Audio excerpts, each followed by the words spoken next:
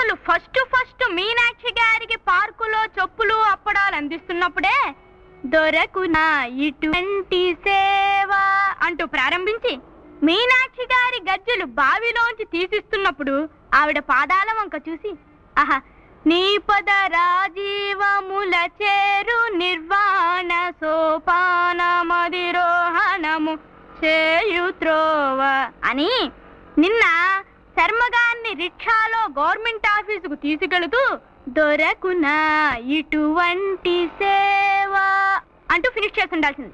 అంటే 3 సార్లు అయిపోయినట్టే కదా మరి. అంటే గజ్జెలు తీసిచ్చినా ఆయనతో ఆఫీస్కి వెళ్ళినా అసలు వాళ్ళకి ఏం చేసినా మీనాక్షి గారి కోసమేనని నీ ఉద్దేశం. వాయిముడి చెప్పురహో. ఎందుకు వాయిముడి చెప్పురహో? నువ్వు మీనాక్షి గారిని ప్రేమించట్లేదా? నిన్నే, నువ్వు మీనాక్షి గారిని ప్రేమించడం లేదా? రే ఏమిట్రా అక్కడ? నువ్వు మీనాక్షి గారిని ప్రేమించట్లేదా చెప్పు. రే రాటు ముందు నువ్వు ప్రశ్నిస్తున్నావు. రే ఏమిట్రా అరుపులు? ప్రేమిస్తున్నావా లేదా? దిగు దిగు. నా విషయాలని ఇలా పబ్లిక్ చేస్తావరా? అంటే విషయాలని నాకు ప్రైవేట్ గా చెప్పుకోవచ్చువా? చెప్పుకుంటానో దాచుకుంటాను. నువ్వు ఊరుకో. నువ్వు చెప్పాల్సిందే. ఏం చెప్తే ఉద్ధరిస్తావా? ధర్మగారిని ఉద్ధరిస్తాను గవర్నమెంట్ ఆఫీస్కి తీసుకెళ్ళావుగా, అదేమందో చెప్పు. అదేరా నా బాధ, ఏం జరగలేదు. Don't worry. అటువంటి సేవ దొరికే ఏర్పాటు నే చేస్తాగా.